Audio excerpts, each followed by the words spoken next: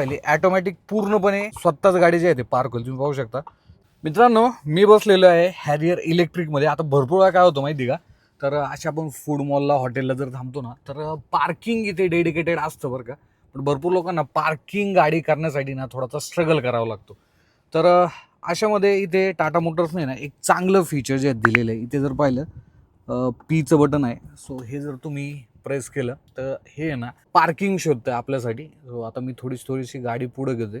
तर इथे एक शिडी आहे तुम्ही पाहू शकता आणि ही पार्किंगची जागा एकदम बेस्ट आहे. तर मी काय करणार माहिती का, इथे मॅन्युअली सेट करणार, ओके म्हणणार आणि त्यानंतर ही जी गाडी ही थोडीशी वर घेणार. मी इथे हिला थोडंसं असं टिल्ट करायचं. सो असं सेट केल्यानंतर आपण पीवरती पाय प्रेस करायचं आहे. त्यानंतर ॲटो पार्किंग म्हणून क्लिक करायचं.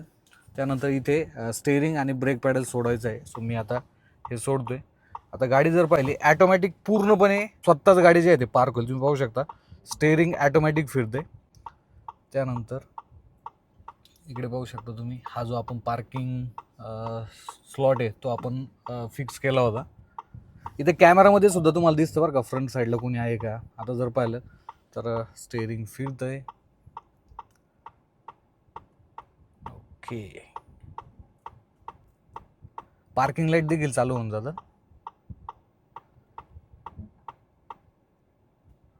गाडी आपली झालेली आहे पार्क आणि गाडी आपली इथे झालेली आहे पार्क एकदम चांगल्या पद्धतीनं. सुशील भाऊ मराठी ऑटो गुरुकडून बाहेरचं शूट करत होता. धन्यवाद सुशील भाऊ.